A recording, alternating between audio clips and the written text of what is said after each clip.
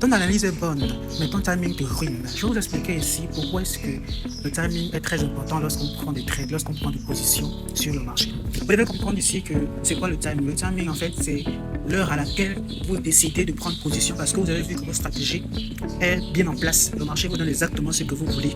Donc, vous voulez prendre position. Donc, mais à chaque fois, vous remarquez quand vous prenez position, vous êtes en perte, vous êtes en gain, vous êtes en perte, vous êtes en gain. Pour résoudre ça, simplement, c'est de vérifier en fait sur le marché, d'observer en fait les heures auxquelles il y a plus de volatilité. En général, quand on prend des trades surtout en time frame inférieur sur les scalpers, ils cherchent des heures où il y a des fortes volatilités sur les marchés.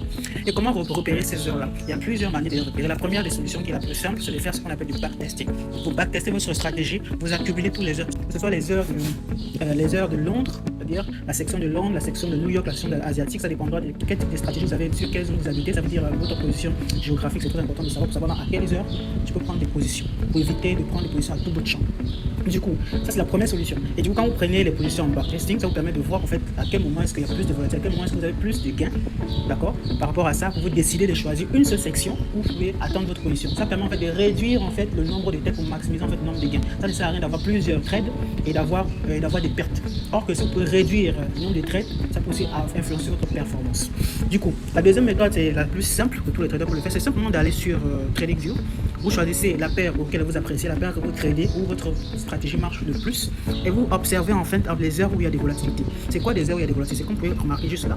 Vous avez vu cette longue bougie baissière. Et vous allez remarquer que la plupart de ces bougies baissières qui sont des très grandes bougies baissières qu'on va appeler les ERC, en général, il y a une certaine heure, hormis bien sûr les annonces économiques, il y a une certaine heure où elles sont de plus en plus récentes. Vous allez observer, par exemple ici, remarquez ici, vous allez observer juste en bas là les heures, ici. Il est 5 heures, de 5 heures à 9 heures à 13 heures, vous voyez la forte volatilité là. Ainsi de suite, ici, de 5 heures, 9 heures, 13 heures, vous voyez il y a la volatilité en fait. Ici, ainsi de suite, 5 heures, 9 heures, volatilité. Ici, 5 heures, vous avez vu la longue volatilité, à 9 heures, ainsi de suite. Vous observez, vous essayez d'observer, vous allez remarquer en fait que durant ces heures-là, et puis c'est sur n'importe quel petit vous observez en fait durant ces heures, quand il y a des longues mèches, des bougies ERC, cela vous dire que ce sont des heures où il y a une forte probabilité. Ça veut donc dire quoi? Que si votre stratégie, si votre setup apparaît durant ces heures, il y a de fortes probabilités que vous sortez gagnant à l'intérieur. C'est ça en fait. Ça vous permet de réduire le nombre de trades et de maximiser sur la performance.